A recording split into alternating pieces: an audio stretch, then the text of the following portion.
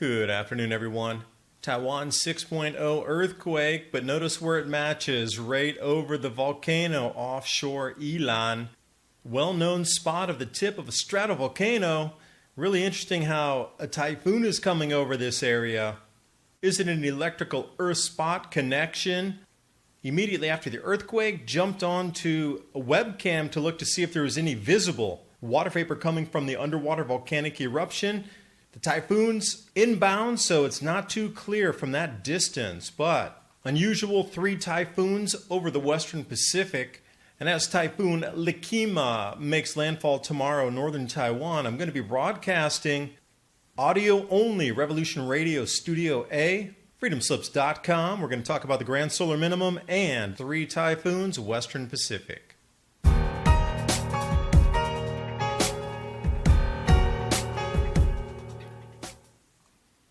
Going to start you right here with the Himawari 8 from the Taiwan and the JMA Typhoon Tracking Centers.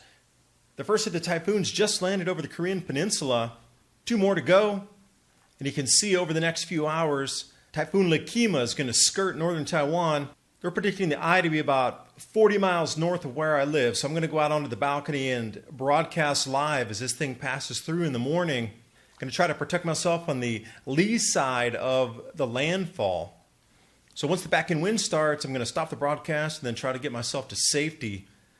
But you can see how the 3 typhoons here, very unusual. But landfall's already been made in the Korean Peninsula. And the 2 other bundles of energy keep on spinning. And what's most interesting is the typhoon's approaching Taiwan, 6.0 earthquake, possibly an underwater volcanic eruption. Red star there, Yilan, east coast of Taiwan. Notice the coordinates, 24 north, 121 east. But as always, USGS is going to downgrade that under a 6. We wouldn't want to show a pattern with the uptick of the grand solar minimum, now would we? Other agencies putting it at 6.4, but the Taiwan Geological Survey putting it at 6.0, 530 shaking. You know, from my personal experience of when the 6.4 occurred down in Hualien, that was much more powerful as dishes fell off my shelves, glasses shattered across my kitchen. This one, even though it woke me up, I was waiting for the sounds of shattering glass, but it didn't happen. So it wasn't as powerful as the one that toppled buildings in Hualien last year. But the coordinates are incredibly interesting here. We got 24 degrees, 42 minutes north, and 121 degrees, 91 east. And then look right where the volcano is, 24 degrees, 50 minutes north. That's 7 miles difference. And 121.90 versus 121.57 is just around 30 miles. So triangulating that in there, it was a sliver to the south and a little bit to the east. And we are literally talking 7 miles south of this volcano. It's a well-known mud volcano. People go out there on the weekends. You can take a boat out there, put up your drone, and this is what the cliffs look like. This is what is ongoing. Mud volcano eruption, although there are interruptions in silent periods, but this is what people are seeing continuously.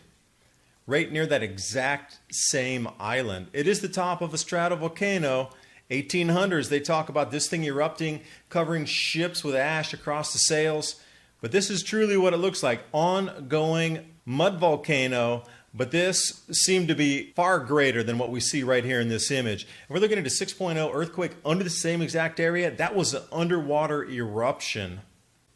So what I did is I instantly jumped on to the Jiaoqi webcam there to see if there would be any emanations out of the ocean coming up. Steam clouds, volcanic ash. But with the typhoon inbound, that mass of clouds out there, even if there were something off the ocean, it'd be very difficult to discern that. Need to put some feelers out and try to talk to some fishermen, see what happened there. Obviously, there'd be an enormous amount of dead fish, but all the boats have been recalled in because of the typhoon, so nobody's out in the waters to kind of verify what has happened or not. The Taiwan government's very cautious about letting fishermen, surfers, watercraft go out. And even this morning, there was already 10-foot waves smashing on the beach over there, so a lot of people were not going out, and the beaches are closed. It is a code red, nobody on the beaches. Surfers, too bad. You're not going to get out there. Plus the wind's terrible. It's onshore. Just slop. But when we look at the same time, 5:30 a.m., about 15 minutes before the quake.